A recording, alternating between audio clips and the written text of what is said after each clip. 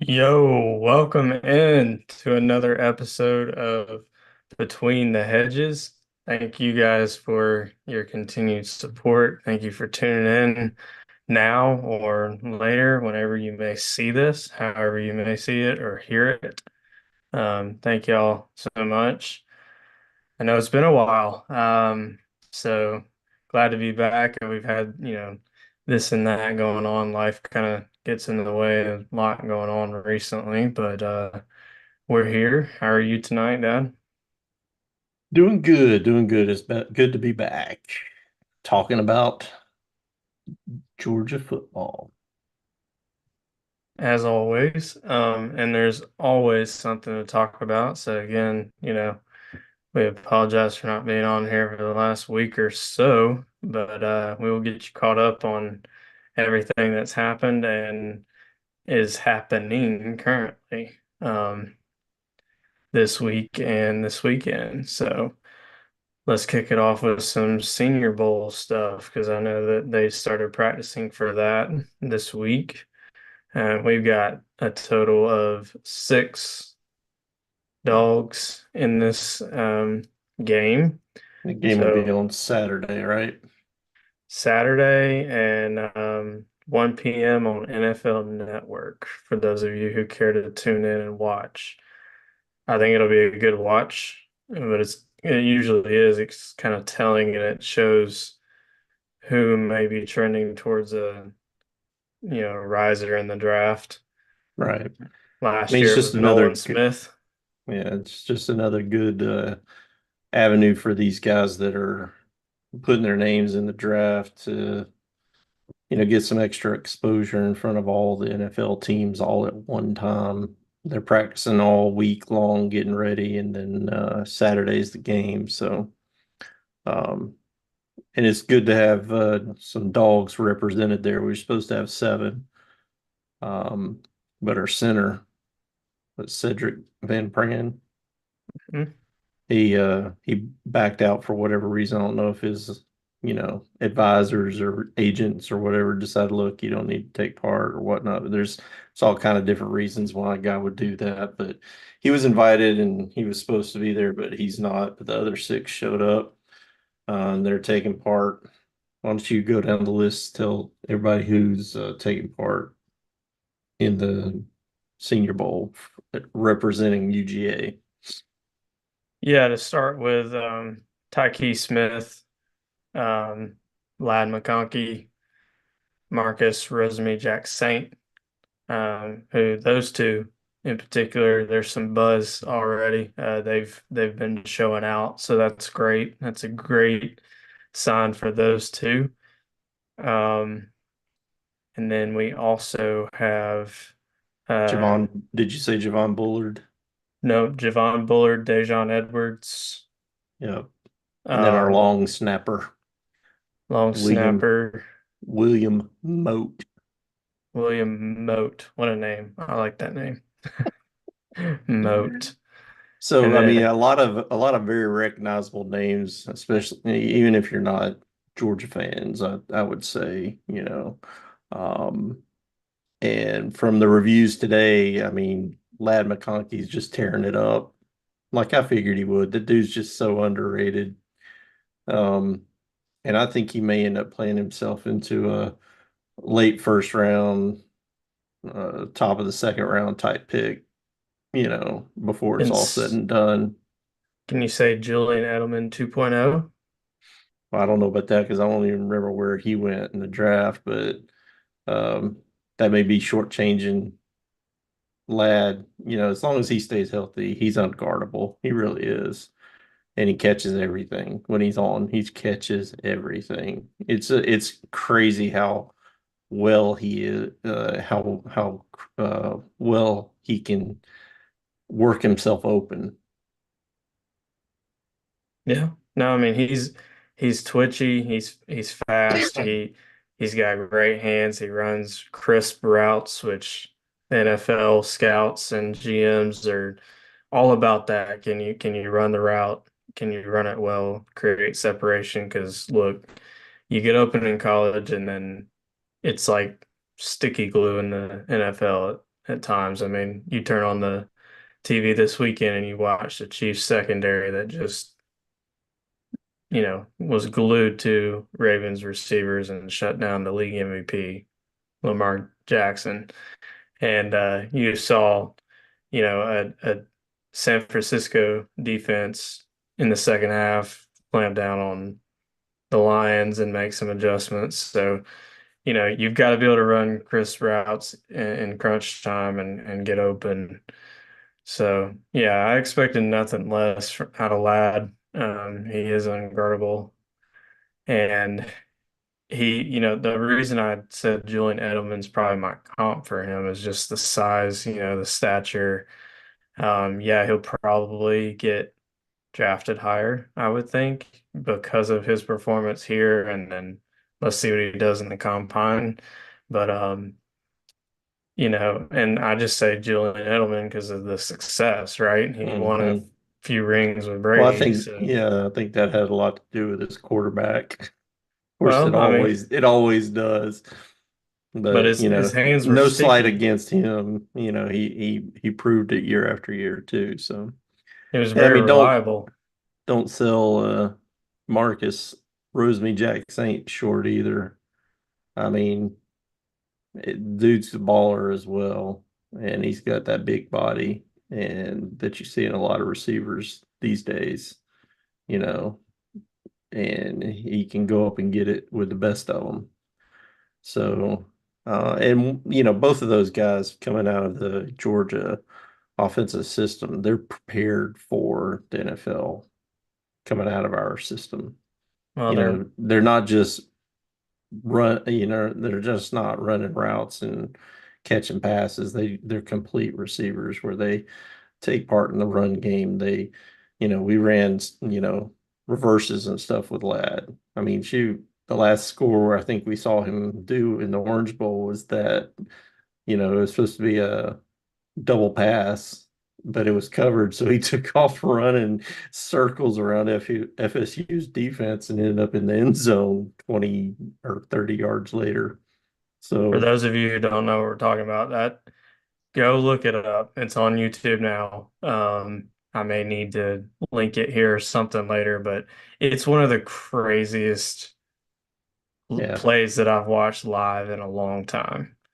And the receivers block. You don't get on the field if you don't know how to block as a receiver at UGA for the running game, because that makes 4 and 5 yard gains, 15, 20, and 30 yard gains because you got your receivers taking part and, extending the play that way. So, so you got two receivers, you got two of our starting DBs, right? Tyke Smith, Javon Bullard, Hmm. both of them played safety. Ball hawks in the back end. And then you got our Mr. Do Everything running back, Deshaun Edwards, who I think was, really underrated as far as a total back this year as well. And, probably coming out, I think somebody's going to be very happy if where he gets picked in the draft. I think they're going to be pleasantly surprised with his abilities. I mean, he just always seemed to find a way to get a sneaky 4 or 5 yards just about every time he touched the ball. Um, make nothing into something when you thought he'd get stopped in the backfield. And he's all around. He can stay on the field all 3 downs because he can catch out of the backfield too. So it's going to be interesting to see where all those guys, not just the guys in the Senior Bowl, but all the guys that are uh, draft eligible, where they're going to get picked and by which team. So we begin to see what the next chapter of their story will be, which, it's going to be interesting, be exciting to watch.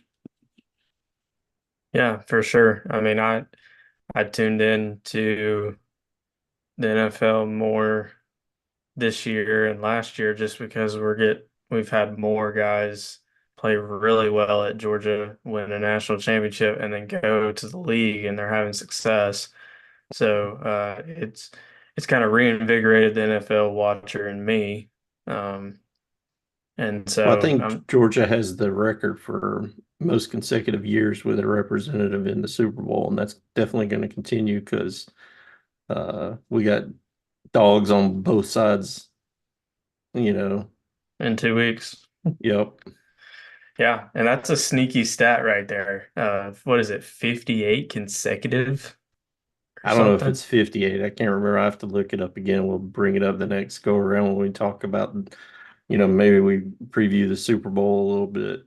Um, It's some crazy stat that it is nuts. It is nuts how many years in a row there's been a Georgia Bulldog in the Super Bowl, but that's going to continue another year for sure because there's Bulldogs on both teams. yeah, a total of five, I I think believe, so. three for the 49ers, two for the Chiefs. So, Chris Conley, Mecole Hardman, uh-huh. Chris Jones, The tight end for San Francisco, I um, forget his name off the top of Werner, my head. Yeah, Charlie Werner. Charlie Werner. Uh-huh. So I mean, not just the anybody, it's names you know and would recognize. So um, good luck to those guys in a couple of weeks. They're gonna have an opportunity to add to Oh, the their other one is for trophy the Kansas case. City Chiefs. He's uh like a linebacker that he has a chance to win three straight championships because he won back to back with us, and then this year he's a rookie. God, I can't remember his name. Ooh, Beal. Beal. yeah, Bill. So he's on the Chiefs, so he could win three straight championships, two national championships and a Super Bowl if the Chiefs pulled this out and win it again. Hey, come on, Bill. Somebody's got to complete the three-peat since we got robbed. Yes, we don't want to go down that road. It would have been nice to even have a chance to do it, but whatever. We didn't take care of our business, right?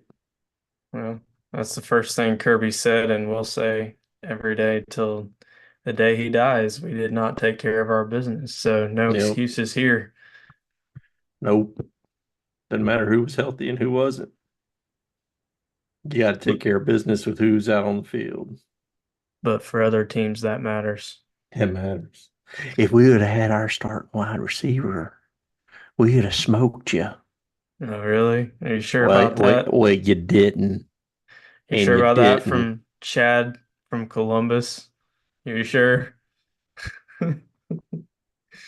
So anyway, yeah, good luck to all those guys. The guys getting ready to join the NFL, the guys that are playing for the Super Bowl. It's just fun to watch when you got a connection with those. It makes it a little extra, I guess, special. Yep, for sure. All right. Well, let's move on to our recruiting news. And if you want to take everybody through the big news there, we've got a big weekend here in Athens Yeah, with some I think visitors. it's the second junior day that they've hosted. It'll be on Saturday where guys come in, do, drills, workout for the coaches, and it's just a recruiting weekend. Some of the big names that have said they're going to show up in Athens this weekend would be Tay Harris.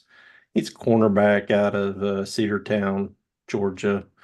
Um, you might remember, you might have caught the news that he recently decommitted from UGA. He was a commit for a while and he decommitted, but it's interesting that, even though he decommitted, he's still coming to show up and be in Athens, hang around the guys, the coaches, and participate in that junior day.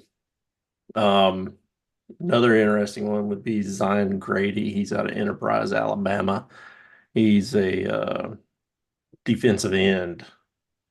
What's interesting about that is I think he's one of the ones that recently, these are class of 2025 players, by the way, junior day, activities going on. So their class of 2025 mainly is the focus. And Zion Grady out of Enterprise, Alabama. He's, if I'm not mistaken, he was one that decommitted from Alabama. He Hmm. was an Alabama commit before Saban retired. And once that happened, he's one of the ones that decommitted and decided to open things back up. So we're getting our Come chance on. to we're getting our chance to recruit him and see if he's interested in joining the right team. Hmm. He knows the Then right choice. and he's a four-star recruit on Rivals as well as Tay Harris. Um, and he's also got a four-star teammate and outside linebacker Eric Winters from the same school in Enterprise, Alabama. He's coming over with him, I would imagine. And then probably the biggest name that will show that has said he's going to show up is Julian Juju Lewis, the number one quarterback in 2025 out of Carrollton High School in Carrollton, Georgia.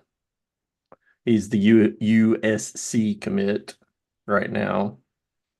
Um, but he's a five-star recruit, of course, and he'll be taking part in the junior day there this weekend.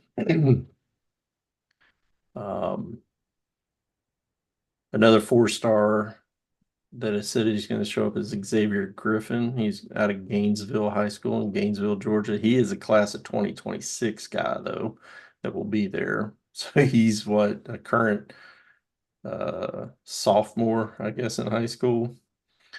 But he's already rated a four-star recruit in his class. Um, and what's interesting too is there's a wide receiver from the class of 2027. So he's a freshman. He's out of DeSoto, Texas, and he's coming over. His name is Ethan Feaster. Um, and And he's a is he wide on receiver. that? Sorry, it was he on that DeSoto team that just kicked everybody's tail to win the state championship in Well, I Texas? guess so. He's a freshman this year, so So I would that's imagine. And he's already he's projected to be one of the very top receivers in that 2027 class. I know it's a long way out, but he's already got offers from Georgia, Florida State, LSU, Miami, Michigan, Oregon, Tennessee, Texas, and others.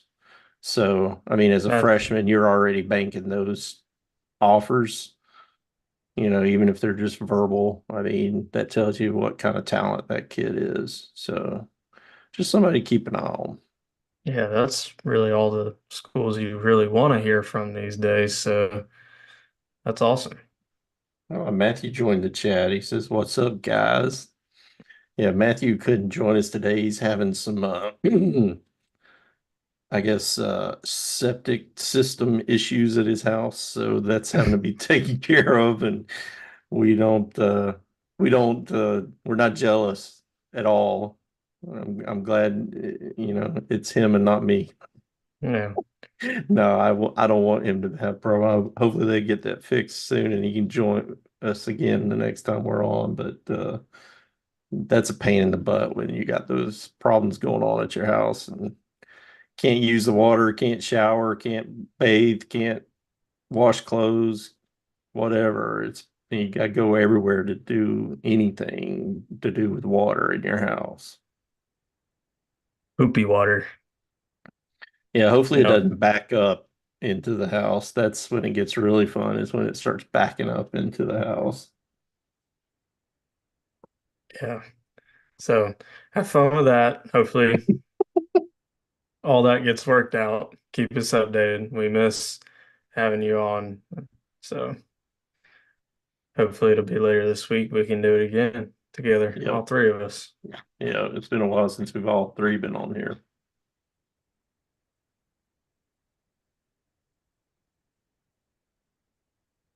Is that all of our visitors that are seeing Well, I mean, the classic that's the city? highlight. Yeah, that's the highlighted ones, I guess. That's you know, the high points, I would say. Well, um, I'd like to tell all those guys, welcome to the Classic City. Hope you enjoy your stay. Hope you all end up making the right choice and playing for Nick Saban 2.0, Kirby Smart. Uh, we'll take all of them, you know. That if you want the same experience, just different uniform, different location, come to Athens.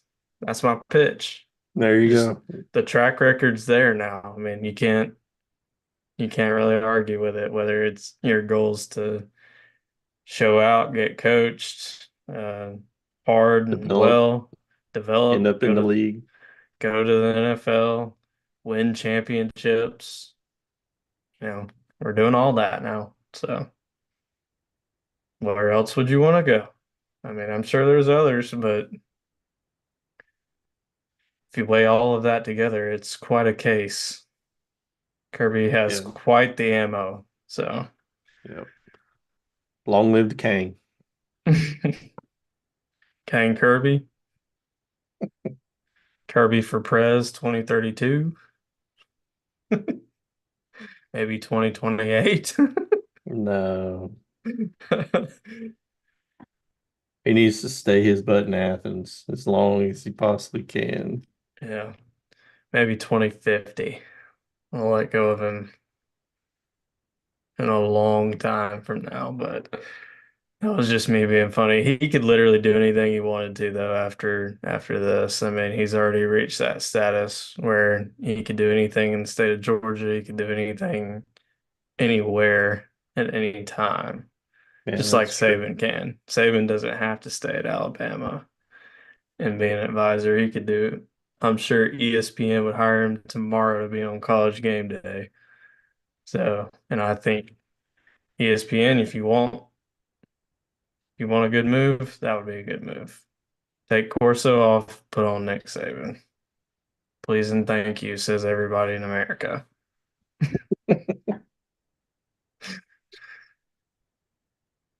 I'm not for kicking out old men, but when it's time, it's time. You give them a little nudge and say, all right, you know, what do you think about that? Would that be interesting? Hmm. More interesting than it is now?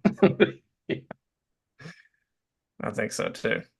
Who wouldn't want to? I mean, I'm not an Alabama fan or a Saban fan. I'm just a fan of really good coaching, great minds. So, I mean, um, that would be great TV. He's been on there a few times. So, um, but anyway, do you have any final thoughts here tonight? I know we didn't.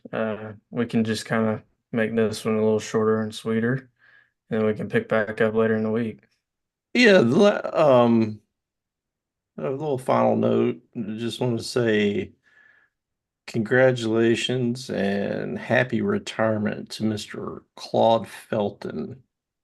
He announced today that he is retiring effective the end of this month. And if you don't recognize that name, I believe he's the senior associate athletic director and SID, sports information director at the University of Georgia, and he's been there since 1979, Thank almost as long as I've been on this planet. Almost. So, I mean, he is respected by everybody in the business, and he's one of the best that's ever done it. And he's a Georgia Bulldog through and through, and he will be missed for sure. But if anybody's earned retirement, I would say he has after being there for 45 years, if I'm counting that correctly. 45, yeah. So, congratulations and job well done, sir. And a little side note to that, he was a good friend, if I'm not mistaken. I think I've heard my father talk about they went to Georgia Southern together, and he was a friend of my father's back in the Hmm. day. Yeah, so that's a little tidbit of information there. But he's seen and done it all there at University of Georgia in his time. So congratulations and happy retirement, Mr. Claude. Yeah, kudos to him. Happy retirement. And, we all look forward to that day where you can just kind of step away and, enjoy the rest of your life. So it sounds like he will get to do that. My final thought would be just I look forward to tomorrow night. We got some tickets to the Georgia basketball game tomorrow night. Oh, So, did you? Gonna go uh, cheer on the dogs against the tide, huh? against the Tide. So, that'll be a lot of fun. I'll be there. Not super close, but I'll be there. I'm in the building. It wasn't super expensive, and You know, um, if it's going well, you need to do a live while you're there. that's the reason I'm kind of mentioning this. So, if things are going pretty well tomorrow night, which I mean, the basketball team is still doing well. We're, middle of the pack at the SEC, had some hard fought road victories, had some tough losses at home, but Alabama's coming to town. They're a ranked opponent now, ranked 24th. So it'd be another resume builder if you're looking at Yeah. NCAA tournament. And Uh, we need to get back in the win column. Over the weekend, had a tough game against Florida. Tough yeah, game. I down mean, in Gainesville. we were down like 20 points at one point and came back and tied it, had a chance to win. We had the ball with take the last shot and ended up just fumbling away, turning it over. Didn't even get a shot off to have a chance, but we had the opportunity to win that game after being down at their place, and that would have been a huge win on the road. So we got to pick up the pieces and go at it again this week. Got Alabama tomorrow, and then South Carolina comes to town Saturday, I do believe, which we won up at their place not too long ago, and I know they're going to be looking for a little bit of revenge. And the way they're playing, I mean, Lord, they beat Kentucky, and um, I think they won again tonight. I think they were playing Tennessee, and I think they just beat Tennessee, if I'm Lord. not mistaken. So that's two top 10 wins for them recently. If that's, I'm looking to check and see if that's the case right now. Well, Um, while you do that, like I said, I'll finish my thought here. I'm gonna be there. I can, if it's going well, maybe I hop on real quick, do a live in the stadium, just from my phone and just kind of check in and say hey and give a live update. But yeah, I'm excited because this is probably the best matchup that I could have gotten to. I mean, I guess this weekend against South Carolina would be good, but weekend matchups are typically, harder to get to. So, South Carolina will beat fifth ranked Tennessee tonight dang. in Knoxville. Bless you. Thank you. In Knoxville, 63 to 59. Wow. That team's on a roll, and we beat that team. They beat Win- Kentucky at home. It was a home game for South Carolina, but now they've beaten Tennessee on the road. Well, and we played Kentucky well on the road, and we played We, Tennessee well at home. We led by but 15 in we that ended up, game. the difference is we ended up with two L's. They ended up with two W's. Yeah, they pulled it So out. it would be a nice win to beat Alabama tomorrow night and then follow that up with a win over South Carolina. Be a dang good week for the basketball team if they can pull that off. Yep, and hold serve. Yeah, you So definitely need to win the home games, and we got both of them at home this week. So you need to try to pull those W's at home.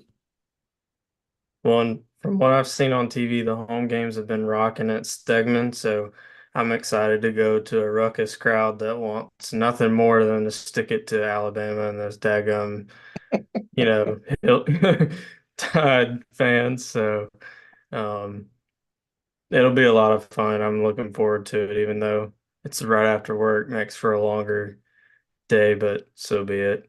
Um, So, anyway, I appreciate everybody who ends up watching this later and whoever tuned in tonight. Thank y'all. As always, if you like what we're doing, give us a like, share with people that you know, Turn on the hit notifications, subscribe. subscribe, That do it way, all. when when we go live, you know it, because Yep. it's been kind of spotty.